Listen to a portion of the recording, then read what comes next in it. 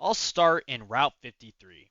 Here I have a hosted zone for texas-shiners.com.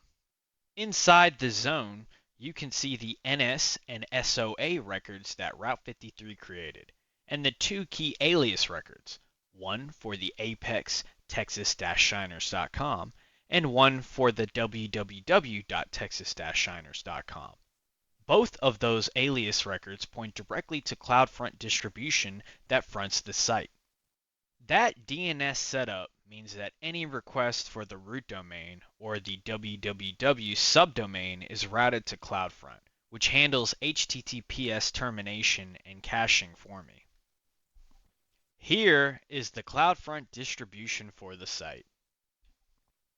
You can see the alternate domain names include texas-shiners.com and www.texas-shiners.com, and the viewer certificate is an ACM certificate issued in US-East-1, specifically for those hostnames.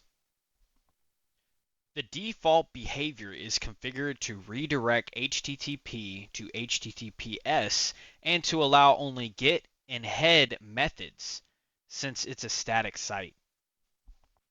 In the Origins tab, the origin is the S3 bucket that holds the built front-end files.